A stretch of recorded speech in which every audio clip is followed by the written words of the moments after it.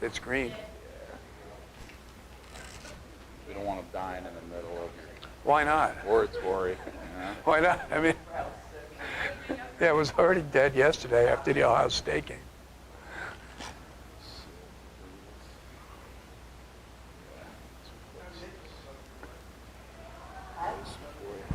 Here.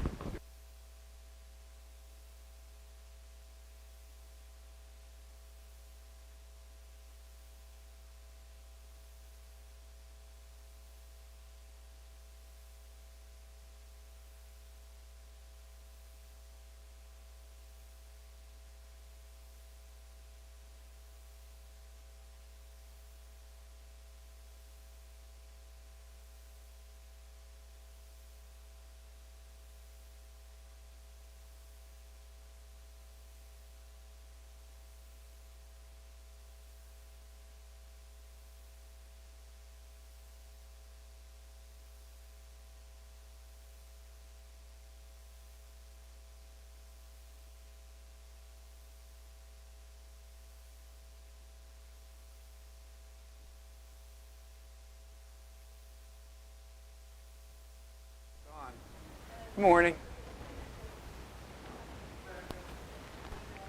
Ruth, you want me to move that for you? No. You sure? Because I can. Touch the flowers faster. Hey, Ruth. Not in the middle now. We're going to, I move it just a little bit every week. It's helping to desensitize her.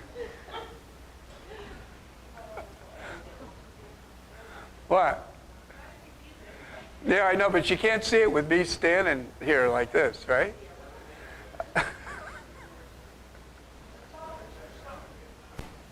Can you see them? You want Barbara, you want me to move them so you can see them? You want me to move? Or you want me to move? Is that better, Barbara? Does that bother you? Oh, ay. This place is a... Brian, what are we going to do with these people? You got no advice? Can you see the flowers okay, Brian?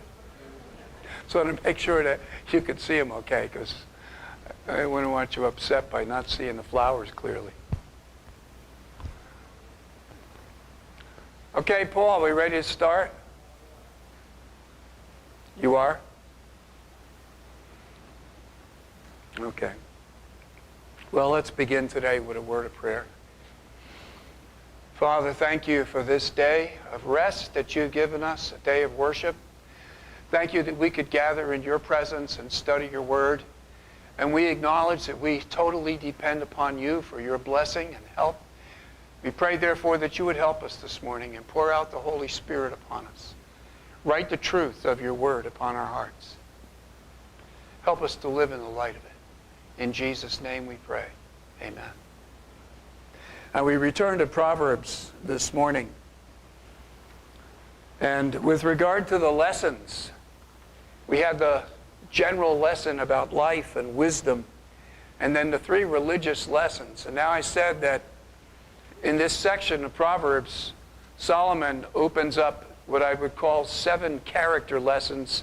We have the first of those 7 character lessons this morning, which is the contrast between diligence and laziness. Diligence and laziness. And I've summarized the teaching of Proverbs on this subject into 2 main headings. The features of diligence and laziness, the telltale signs. How can you tell the difference? How can you spot diligent people and lazy people? What are the earmarks, characteristics, distinguishing traits that enable you to point them out? And then the second major category is, what are the fruits of diligence and laziness? What impact does being diligent or being lazy have on your life, if any? So first of all, the features, and then secondly, the fruits. And so we're going to go through the foundations and the maxims and the exhortation, and then other proverbs that come after the foundation maxims and the rest of the book of Proverbs to answer those questions about the features and the fruits of diligence and laziness. You with me? That's where we're going this morning. All right. I have 10 features, 10 distinguishing traits of laziness and diligence. And then we get done with that, I've got 7 fruits. So we could be here a while. All right, 11.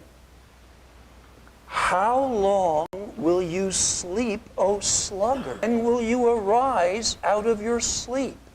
For a little sleep, a little slumber, a little folding of the hands to sleep, so shall your poverty come like a robber, and your lack as an armed man. Proverbs 10, verse 8. Proverbs 20, 13. Do not love lest you come to poverty. Open your eyes, and you'll be satisfied with bread. Proverbs 24, verse 33. 24. A little folding of the hands to sleep, so shall your poverty come like a robber, and your lack like an armed man. Proverbs 26, verse 14. The sluggard says, there's a lion in the way, a lion in the streets. Verse 14, as a door turns on its hinges, so does the sluggard on his bed. So what's the first thing? This guy can't work because he's so tired. He has to sleep all day. There's sleep than work, and he's sleeping, taking a nap, when he should be working. It's harvest time. Everybody else is working. What corner of the field taking a nap? Now, what do you think the guy's problem is? He can't seem to get out of bed in time to go to work, or school, if I may. He just can't get out of bed. Why can't he get out of bed in the morning to go to work? Why can't he get out of bed in the morning to go to school? It's a picture of a door turning on its hinges. He just flips over to one side, flips over to the other side, flips over to one side. He's sleeping in this morning. Why is he doing this? Well, maybe his problem is that he couldn't seem to get into bed to get to sleep. Maybe he's up till the wee hours of the morning on his computer watching TV, or maybe he's in the bar till 2 o'clock in the morning. Now, if he's up half the night, oh, maybe I shouldn't say computer, I should say on his phone. Now, you say he didn't have a phone 3,000 years ago? Nobody's got one today. Mate, every sluggard's got a phone. Where did he get a phone? Don't ask me. He's got one, though. He's got a phone. Maybe he's on his phone till 3 in the morning. Then he's so tired he can't get up. Well, the problem, he's so tired he can't get up, is because he's up half the night. When he gets a little older, maybe he's up half the night drinking in the bar. Then he gets home, so tired he can't get out of bed to get to work. So ask yourself, why is the guy so sleepy? Well, maybe he has allergies. Well, lots of people have allergies, but you got to get out of bed anyway. I mean, I have allergies. You got to get out of bed anyway. You can't just stay in bed all morning because you got allergies. But this guy's got a different problem, and he has no energy for work. So he stays in bed. And then he's sleeping in. He sleeps till noon. Then he gets online and he tweets and posts. He tweets, hard finding work today. Or he tweets, run down, sick day, end quote. But, but the bottom line is the guy can't get out of bed. So the diligent man, he's up in the morning. And the sluggard, the lazy man, he's sleeping in.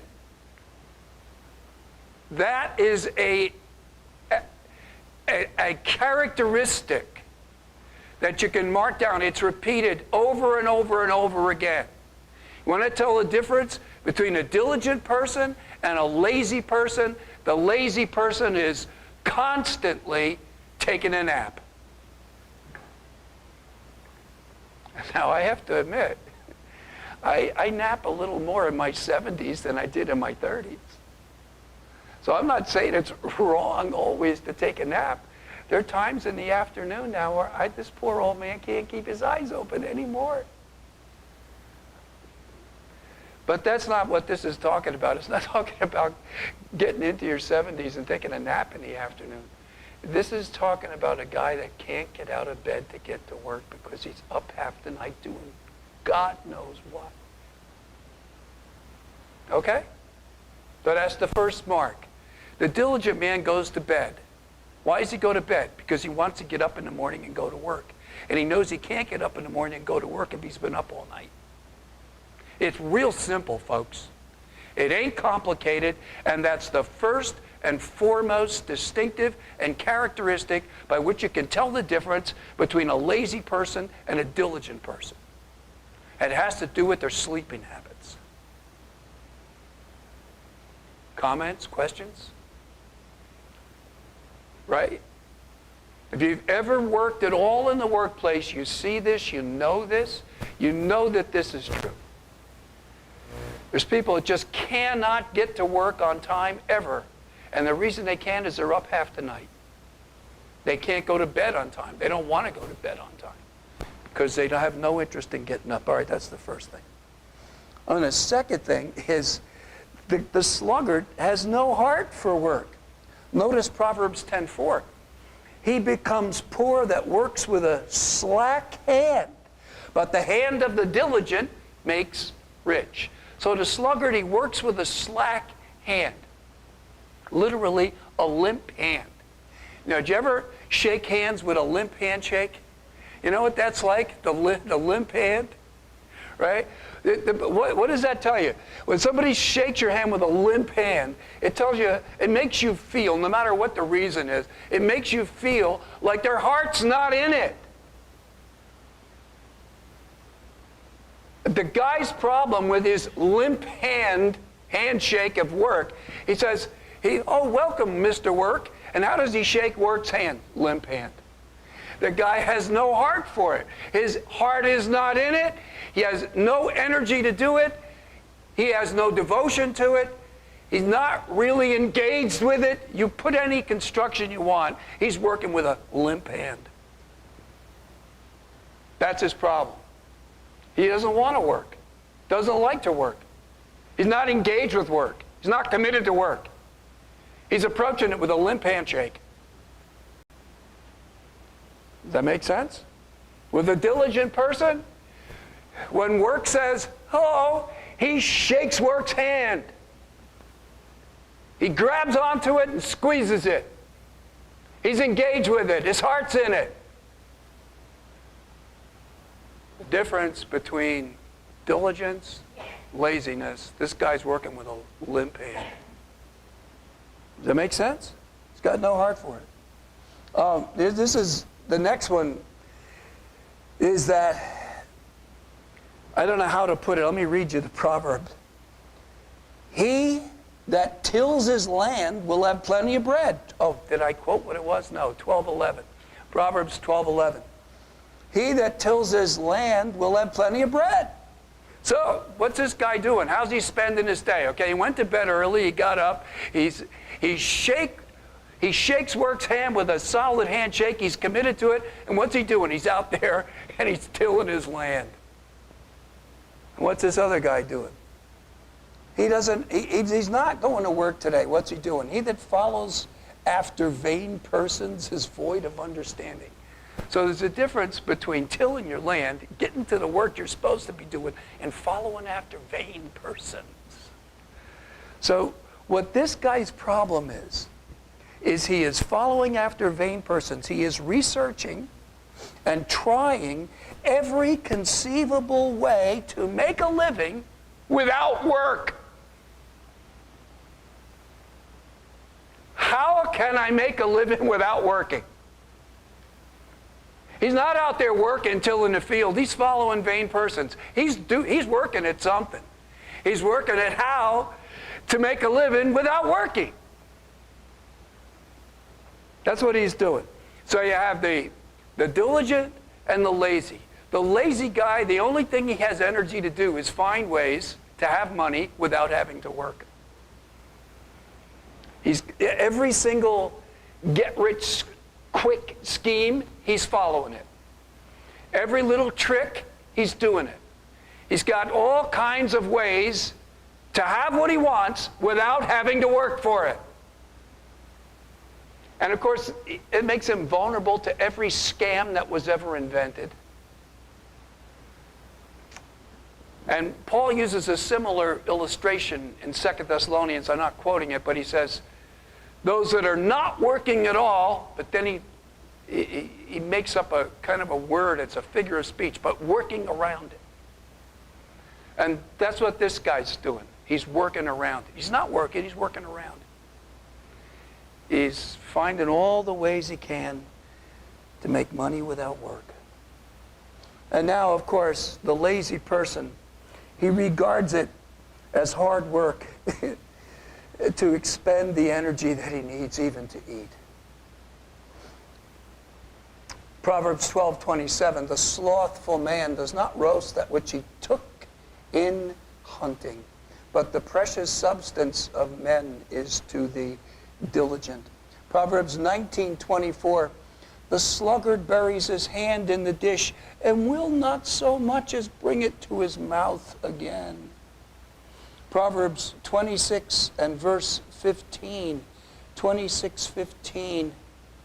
The sluggard buries his hand in the dish, and it wearies him to bring it again to his mouth. You have in these texts inspired sarcasm. The poor sluggard, it is so difficult for him even to find the energy to eat. Oh, the poor guy. Oh, he's so tired. He put his hand in the dish and oh, help me to just get it in my mouth. So much work just to eat. He has to move. I can't move. I can't even move my hand to eat.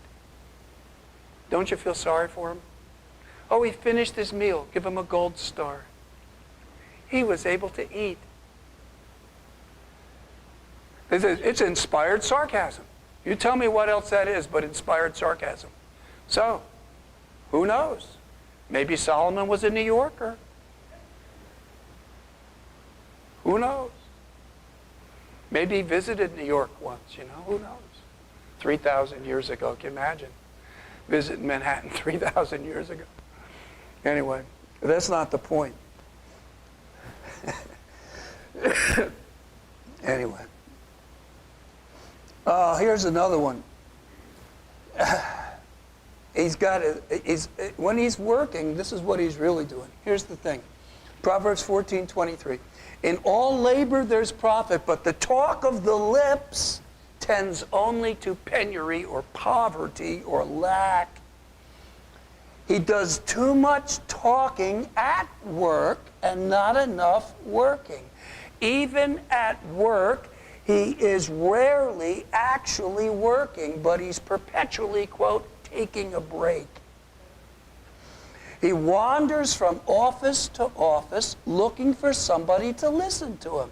He stops at an office, talks for a while, and when the person says, hey, I got work to do, he moves down the hall to talk to somebody else. And day after day, he spends more time talking at work than he spends working. So did you ever meet anybody like that? Yeah, I met a bunch of guys like that. Yeah, they used to do that all the time. I'm not making that up. And finally I told them, get out of here. I got work to do. Leave me alone. Right? Yeah, that's what this guy's like. The talk of the lips. Even when he's supposed to be working, he's not working. He's talking to everybody. He's not actually doing his work. So what's the difference? At work, the diligent man's doing what? He's working. What's a lazy guy doing at work? He's talking. Running around, finding people to jab with and talk to and shooting the breeze, taking a break. Ay, ay, ay. And then, this guy is destructive rather than productive. Proverbs 18, verse 9. He also that is slack in his work is a brother to him that is a destroyer. So there's something about this guy that hates work, because what is work? Work is productive. Work has a positive vision for accomplishing what God put man on earth to do. Be fruitful, multiply, replenish the earth, and subdue it. And he put him in the garden to dress it and keep it. And the whole vocation of man, laid out in Genesis 1, and then underscored after the flood for Noah and his posterity in Genesis chapter 9. It's a positive vision for what God put human beings on earth to do. But the sluggard doesn't have that positive vision. He's better at ripping things down than building them up. He's the destructive person rather than a productive person. He's good at ruining things, but he's not good at producing anything useful. He has no positive vision for his life. And that's tragic in one sense. But the guy is just a ruiner, a destroyer, one that breaks things down rather than produces useful things. And it shows you what a diligent person is about. A diligent person sees his work as contributing to that which God positively put human beings on earth to do. He's contributing either to helping people raise a family, or he's contributing to helping to populate the world, or he's contributing to subduing the earth and bringing it to its God-given potential. To feed the hungry, to clothe those that need clothing, to put houses and roofs over people's heads, and so on and so forth. All the useful, productive things that human labor does. He has that positive vision and goes about it, but a lazy person doesn't think of it that way. At the very best, he sees work as a necessary evil that I hate. Doesn't see it as something positive and wholesome and good and useful for the glory of God and the good of mankind. The very reason God put human beings on earth. And he said to them, and he blessed them. Work is not a curse. It's a blessing. Be fruitful, multiply, replenish the earth, subdue it. He blessed them. And similarly, blessed Noah and his sons. The diligent person has a positive vision for his work, when the sluggard has no such thing. Okay. And then he procrastinates. He puts off work as long as he possibly can. Proverbs chapter 20, verse 4. The sluggard will not plow by reason of the winter. Therefore, he'll beg in harvest and have nothing. Oh, it's March. It's cold out. It's windy out. It's muddy.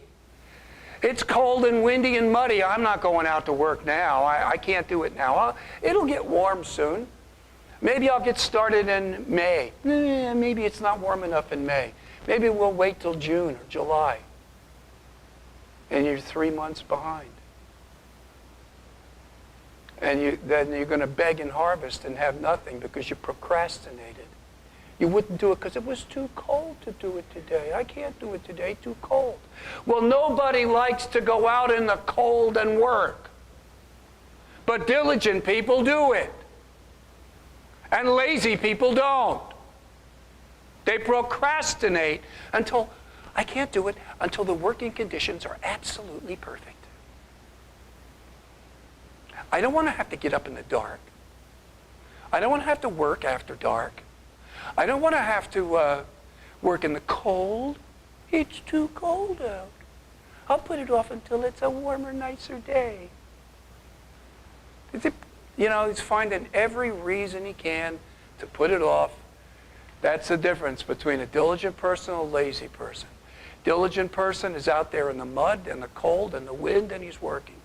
Lazy person, he says, oh, I get it. It's too cold, too muddy, too windy. I'm not going out there and working this. But the diligent man, he puts his gloves on, he puts his earmuffs on, he puts his hat on. And after he's been working for a few hours, he's warm enough that he takes his glove and his hat off because he's too hot already. Lazy man, he's still in bed. It was too cold out today. Just couldn't go. You following the picture? You get the picture of this guy, what he's like? Difference between the lazy guy and the diligent guy? All right, we got more. Right? He invents every conceivable, imaginary excuse to avoid work. Proverbs 22, verse 13, the sluggard says, there's a lion without, I'll be slain in the streets. Proverbs chapter 26, Proverbs 26, verse 13, the sluggard says, there's a lion in the way, there's a lion in the street. Well, you know, it's too cold. Well, it may really be cold. But a lion in the street? Really? Lions out in the middle of the road? Well, there could be. I can't chance it. I can't go to work today. There could be a lion in the road. And you know, it's possible. Invent every possible excuse you can think of to get out of going to work. It's not safe to drive on the roads. Why not? Well, there's a lion out there. There's a wolf in the road. There's a bear in the streets. Maybe in Catskill there is a bear in the streets. Maybe over in Palinville there is a wolf in the backyard. More likely a deer, but could be a coy wolf or a coyote out there. It could be a bear, you know. But this guy, he doesn't want to go to work, and so he invents excuses. It's not safe. The roads are not safe. You get the idea? There's a lion. I can't go. Why not? It's not safe. There's a lion out there. Lion. And he thinks, this is number 9. He thinks he already knows more than he would ever need to know or want to know or learn about work. There's no interest to learn about it or improve in it. He has no heart to hear it. Hey, would you like to learn this? Would you like to learn a new issue? No. You want to learn more about how to do this right? No. No, I already know that. I don't need to know that. No, I don't need to know about that. I already know about that. You can't tell him anything. Do you see Proverbs 26:12? Do you see a man wise in his own conceit? There's more hope of a fool than him. Verse 16, the sluggard is wiser in his own conceit than 7 men that can render a reason. He is wise in his own conceit about everything that has to do with work. He doesn't need lessons about finding a job. He doesn't need lesson about succeeding at work. He doesn't need continuing education of any kind, especially if it relates to work. In his mind, he already knows everything he needs to know or wants to know about work, which is nothing. So, it's very hard to teach him anything about his perspective on work or his performance at work because he doesn't want to know about it. He has no interest in it. You can't tell him anything about it. Whereas a diligent man, he wants to learn. He wants to learn more about the work he does so he can do it better. He wants to learn more about the various options that he might have for work so that he can accomplish more in his positive vision for the glory of God in his life. You'll see him, if he is talking at work, he's picking the brain of the most knowledgeable people so that he can do his work better and more efficiently. But the sluggard is not like that. He already knows everything you would ever need to know, and you can't tell him anything else because he has no interest in learning about it. See the difference? And then, what's the final one? Well, he doesn't pay attention to work and what needs to be done. He doesn't pay attention. And he doesn't pay any attention to it. And in Proverbs chapter 27, verse 23 and following, be diligent to know the state of your flocks, look well to your herds. Because, 23, Proverbs 27, because riches aren't forever, and the crown doesn't endure to all generations. And it goes on to explain why it's important to pay attention to the work that needs to be done, what used to be called a punch list. The sluggard does not have a punch list. He doesn't want a punch list. He has no interest in focusing on the possible work to be done. He'd rather not see it because he has no interest in doing it. So he doesn't want to see it. He doesn't want to be diligent to look well to the state of his herds or the state of anything else in his life, because it might mean he'd have work to do. And he doesn't want to have work to do. So you have the sluggard. He has no energy for work. He's in bed all day because he's been up all night. He has no heart for work. He does it with a limp handshake. He researches and finds ways, every conceivable way to make a living without work. He thinks it's hard work even to have the energy to eat. He does too much talking at work and not enough working. He's destructive, not productive. He puts off work as long as he possibly can. He invents every conceivable imaginary excuse. He thinks he already knows more than he needs to know, and he doesn't want to pay attention to it. That's the difference between the sluggard, the lazy man, the diligent man. So that's the picture that Solomon paints. So do you see the distinctives so that you could tell the difference between diligence and laziness, between being a sluggard and being a diligent man with respect to work? Now, those are the characteristics. What are the fruits? Those are the features. What are the fruits? All right, the first fruit, and this is repeated over and over and over and over. The fruit of laziness is financial distress. The fruit of diligence is financial prosperity. I mean, it's very plain. Proverbs 10, verse 4. He becomes poor that works with a limp hand, but the hand of the diligent makes rich. Proverbs 19 and verse 15. Slothfulness casts into a deep sleep, and the idle soul will suffer hunger. Proverbs 20, verse 13. Don't love sleep, lest you come to poverty. Open your eyes. You'll be satisfied with bread. Proverbs 21, 5 and 6. The thoughts of the diligent tend only to plenteousness, but everyone that is hasty hastes only to want. The getting of treasures by a lying tongue is a vapor driven to and fro by those that seek death. Proverbs 24, 33 and 34.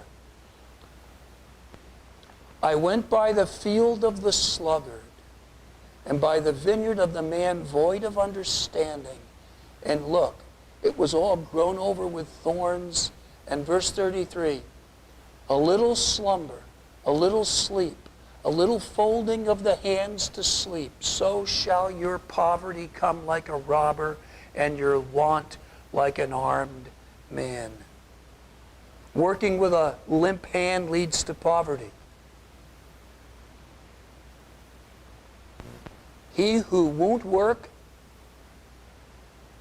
won't earn enough to eat well.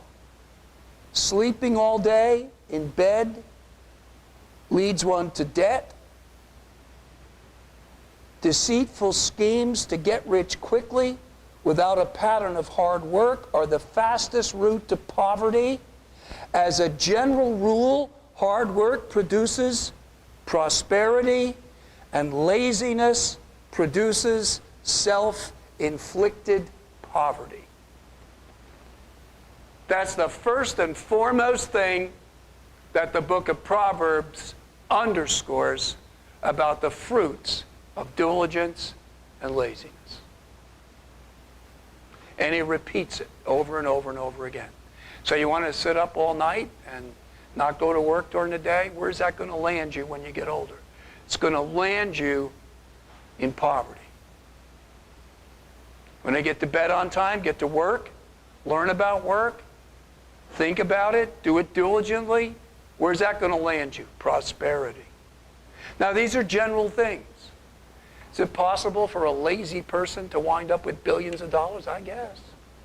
Is it possible for a diligent person to wind up with little in this life? Yeah, it's possible.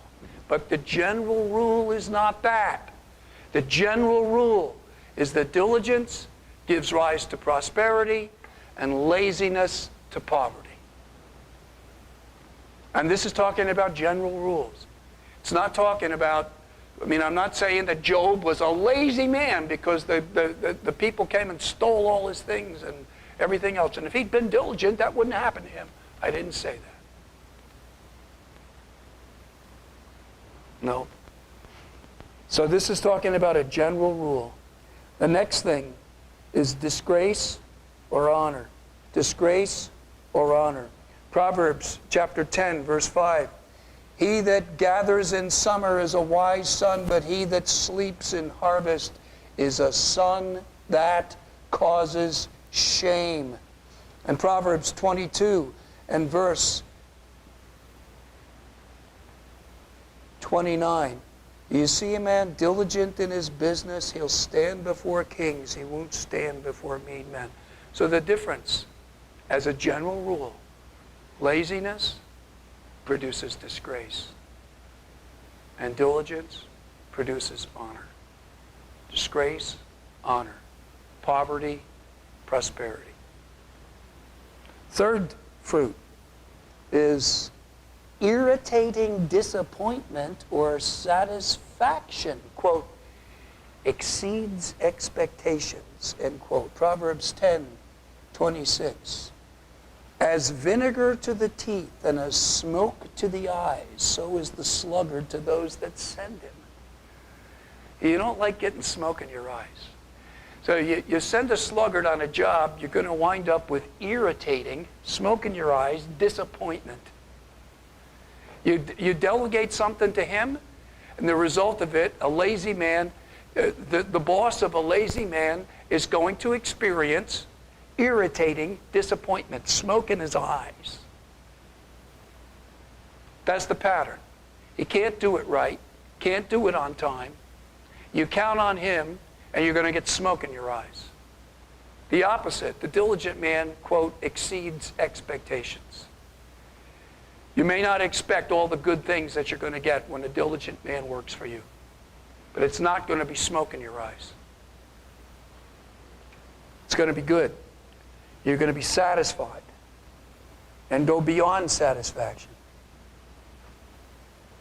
Irritating disappointment or satisfaction. Oh, demotion or promotion. Proverbs 12:24.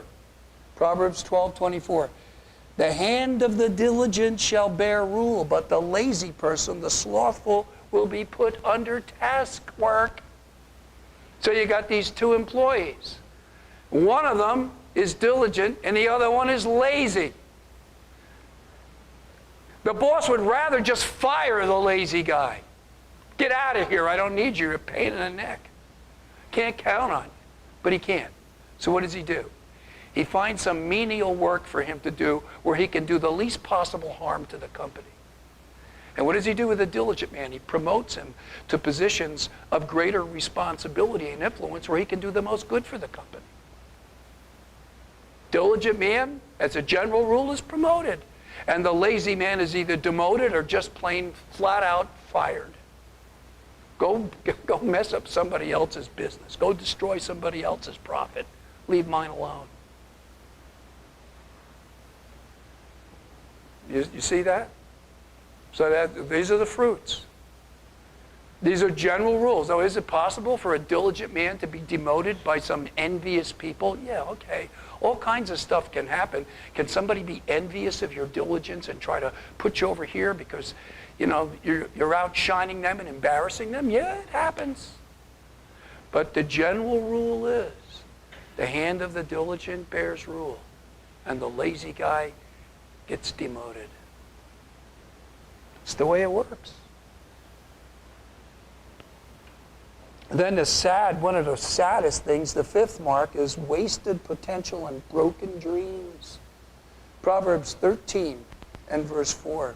Proverbs 13:4, the soul of the sluggard desires and has nothing, but the soul of the diligent will be made fat. And Proverbs 21, 25, and 26, the desire of the sluggard kills him because his hands refuse to work. There is that covets greedily all day long, but the righteous gives and does not withhold. So the sluggard covets. He wants things. He wants the fruits of hard work. He wants a nice house. He wants a nice car. He wants money set aside for a nice vacation, a long retirement, but he's frustrated because he can't afford to buy a house. He can't afford to take a vacation. He's barely making ends meet. He's living day to day with a subsistence living. He can't afford the things he wants because he's lazy. He can't see the connection between his laziness and his financial difficulties. He blames his hard times on everyone and everything but himself. He wants people to feel sympathy for him and his plight. But ironically, he doesn't feel anything for anybody else because all his thoughts focus on himself. He doesn't take the time or make the effort to help anybody else in need. He says he can't afford to do anything for anybody. But the truth is, he doesn't care or think about anybody but himself. And in this, he's very unlike the righteous, who gives generously and lends a hand and shows benevolence to those in need. That's what these texts tell us. The sluggard has all these things he wants, but he doesn't have them, and he's frustrated. And he feels sorry for himself, and he's constantly focused on himself.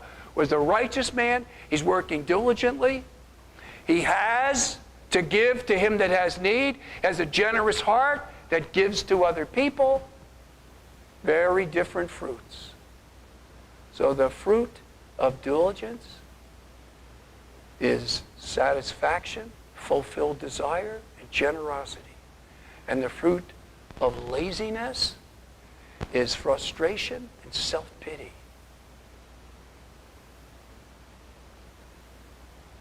Does that make sense? So you don't want to be lazy.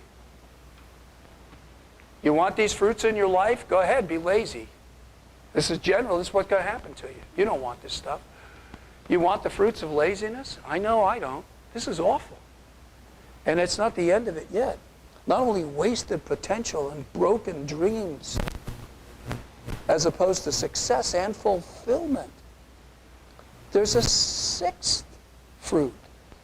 The lazy man is a trouble magnet. He's a magnet for trouble or difficulty. And the diligent man just seems to be on a highway to success. Proverbs 15, verse 19. The way of the sluggard is like a hedge of thorns, but the path of the upright is made a highway.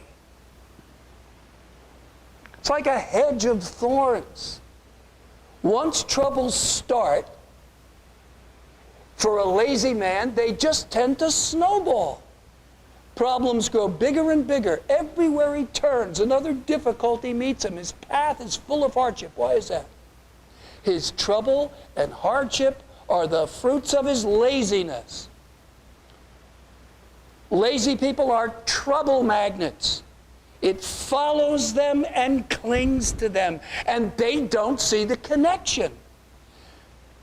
And they blame Their constant troubles on, quote, a run of bad luck, or the whole world is against me. But you can trace the start and the growth and the compounding of all that trouble to bad work habits. Laziness. It all got started with laziness. It grew through laziness. It compounded through laziness. But the sluggard can't see the connection. He blames everything and everyone else, even God's against me, for his trouble, but his own laziness. And the exact opposite is the general path and pattern of diligence. Turns from a little narrow path into a highway. And the final fruit is his life, his home, is a shambles, or it's orderly and repaired in his home and in his workplace. Proverbs chapter 24 opens this up. I went by the field of the sluggard and the vineyard of a man void of understanding, and behold, it was all grown over with thorns. The face of it was covered with nettles. The stone wall was broken down. Then I beheld and I considered well. I saw and received instruction. A little sleep, a little slumber, a little lack of paying attention to what's going on because you don't want to see it. And this is the result. This is the fruit. The outward fruit. You could see the broken down wall. You could see the shambles that the place is in. It's an unkept mess. Because he lacks diligence. He doesn't want to have a list of things that need to be done because he doesn't want to do them. I don't have time. I don't have time to fix the wall. I don't have time. You don't have time? Why don't you have time? Well, I've been up half the night. I'm exhausted. Exactly. Don't have time. Don't have time, don't have time, don't have time. What's the issue? The real issue is laziness. And the fruit of that laziness is that life and home is a shambles, disgraceful mess.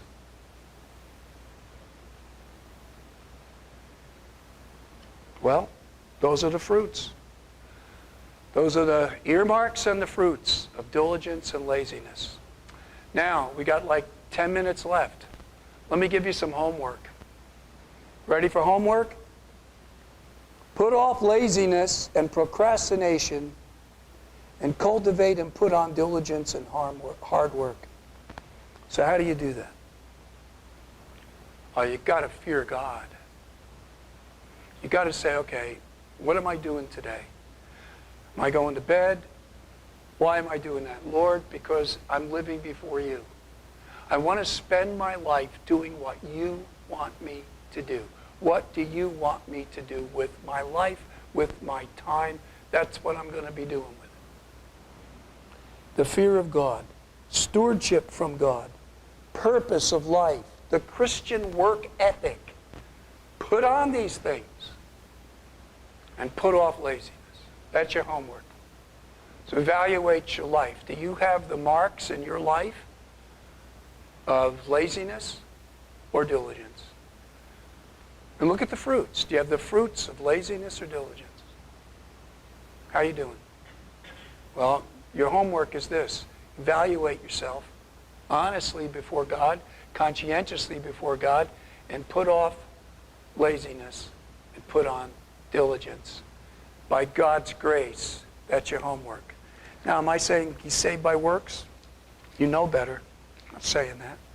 I'm talking about cultivating it in a godly Christian manner. I'm talking about a Christian work ethic. I'm not talking about salvation by works. And I'm certainly not talking about salvation by work. No. But I'm talking about cultivating in a godly manner diligence, the grace of diligence. And the Christian work ethic is that. Okay, We got 10 minutes left. You got questions or comments about the features, the fruits, or the homework? Adam.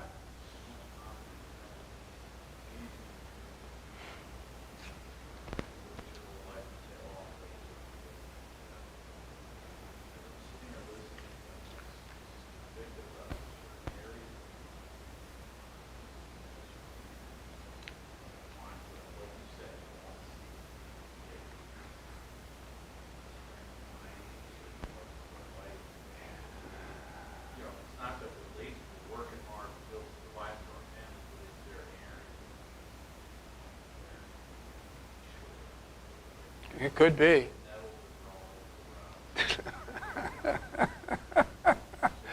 Yeah, that's true. It's a good point. Sometimes it's not absolute either or. We could have a general pattern of diligence, but certain areas that we just are blind to or don't want to see or don't want to deal with for whatever reasons, and pray that God would help us to cultivate diligence universally and not just partially. That's a great point.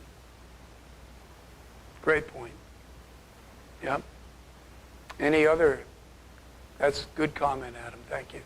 Any other comments, questions? Ruth. There might be people today that stay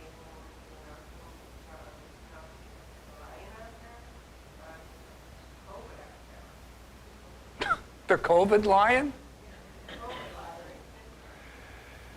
Well,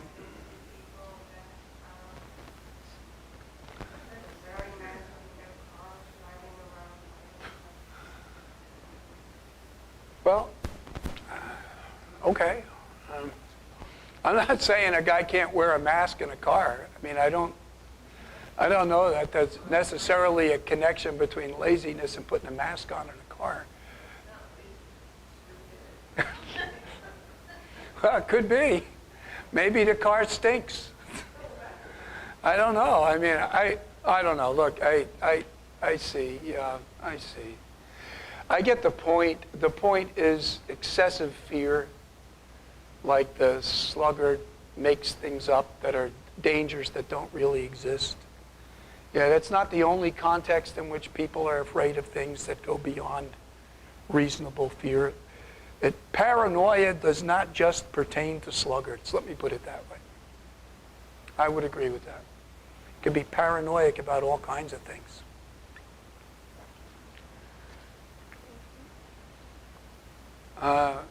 Bruce, Cousin Brucey, came back in the class. What do you got to say?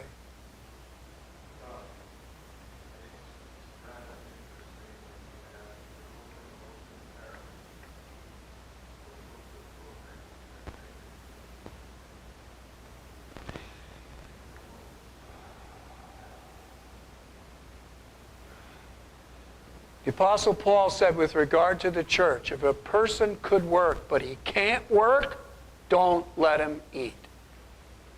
Oh, that's nasty, unloving stuff. It's inspired. It's in 2 Thessalonians chapter 3. He who will not work, neither let him eat. Doesn't say if a guy's lazy, could work, refuses to work, let the church show him benevolence and be kind to him. It says, no, don't feed the guy. Don't feed the guy. Don't feed him. Let him starve. He'll eventually get hungry enough and start working.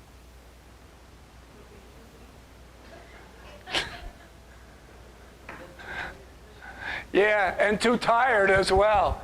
Yeah, you know, the apostle doesn't address those problems. He just says, if he won't work, don't let him eat. What he's talking about is what Bruce is talking about.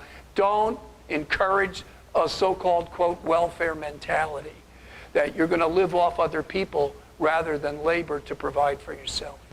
Yes, Adam?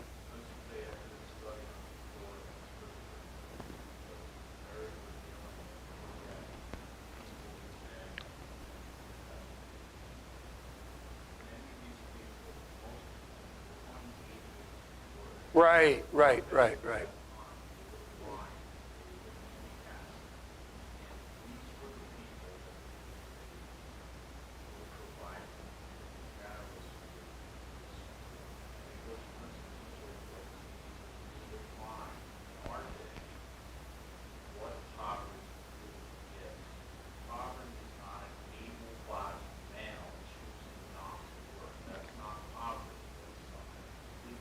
No, that's sluggardly laziness. That's what that is. And that is not something to be addressed with compassion, but as Paul says, with tough love. That's what Paul said about that. Right. And he also says, he also puts in that category women that are widowed. In the Old and New Testament, society was responsible to care for the widows. And if any widow had believing relatives able to take care of her, they should do it so that the church wouldn't have to do it. That's 1 Timothy 5:16. So there's even a priority of family benevolence for those in need. You have the handicapped and you have the widows. The people that are unable to provide adequately for themselves, they are supposed to be the ones that receive compassion from society and from the church and from their family. That's what the Bible clearly teaches that. Not an able-bodied man, able to work, refusing to work. As a totally separate issue. The biblical response to that is tough love. If any man will not work, neither let him eat. Okay. Class dismissed.